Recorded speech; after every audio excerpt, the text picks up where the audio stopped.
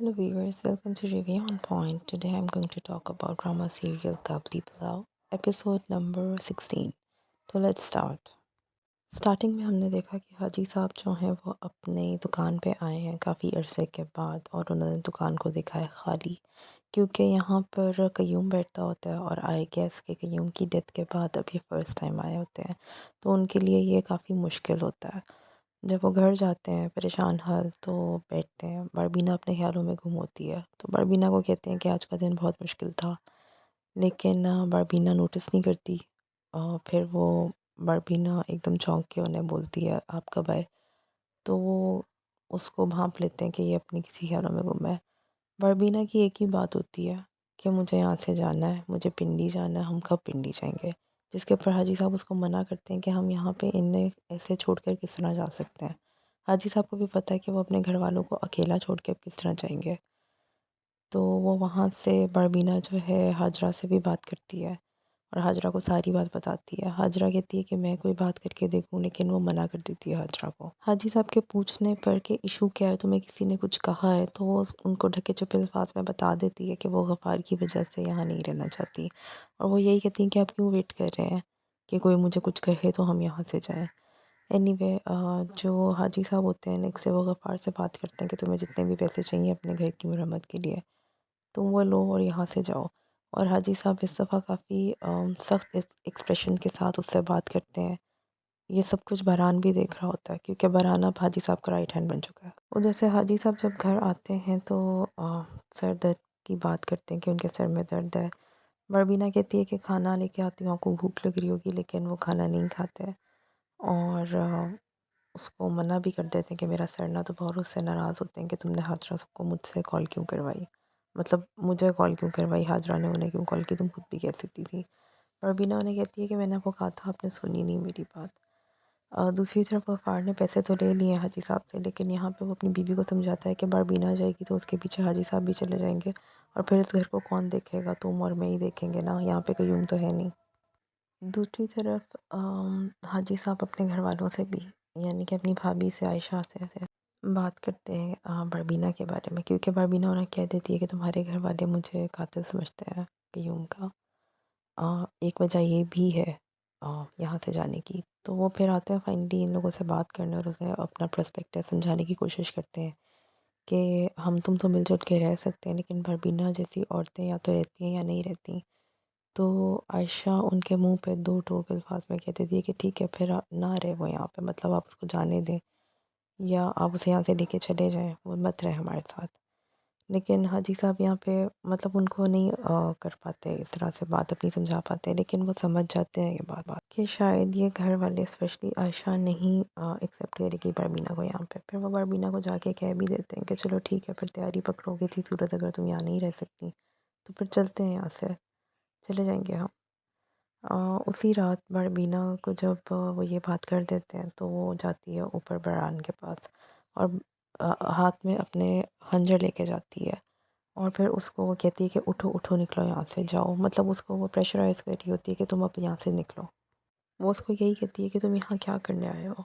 वो कहता है कि उसके कहने से पहले ही वो कह देती है कि मैं अपनी चौकीदारी खुद कर सकती हूँ, तुम्हारे से भी और गवार जैसे जानवर से भी, इसलिए तुम यहाँ से जाओ, तुम मेरे लिए सिर्फ एक मरे हुए शोहर बन सकते हो, इसके अलावा मैं और कुछ बर्दाश्त नहीं कर सकती, इसलिए प्लीज़ तुम यहाँ से चले जाओ।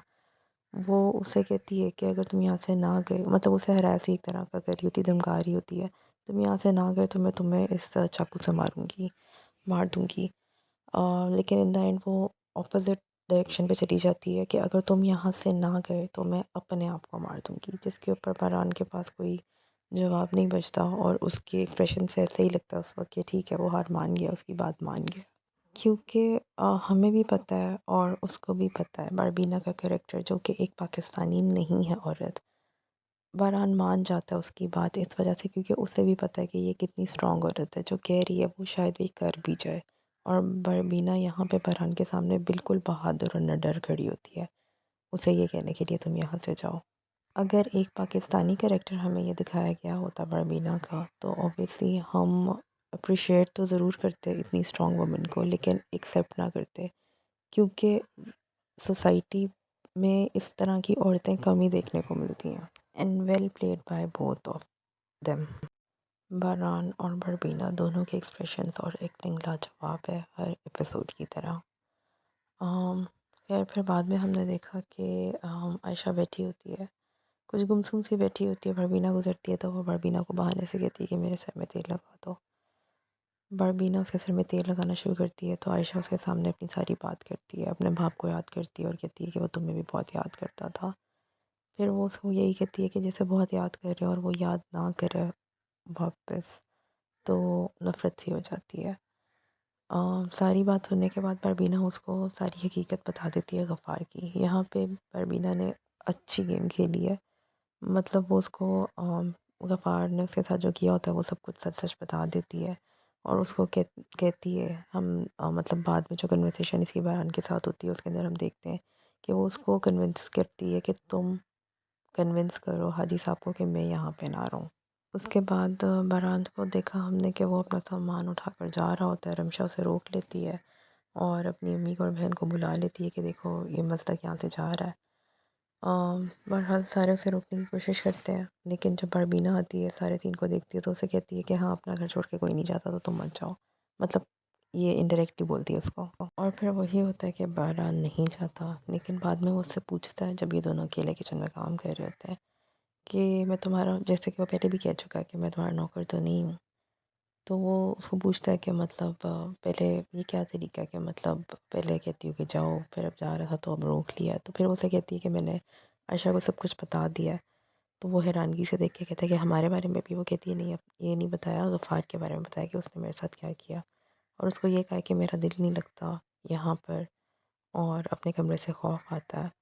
तो अब वो किसी ना किसी तरह हाजी साहब को मना लेगी और मतलब उसने अब आयशा के ज़िम्मे ये ज़िम्मेदारी सौंप दी है।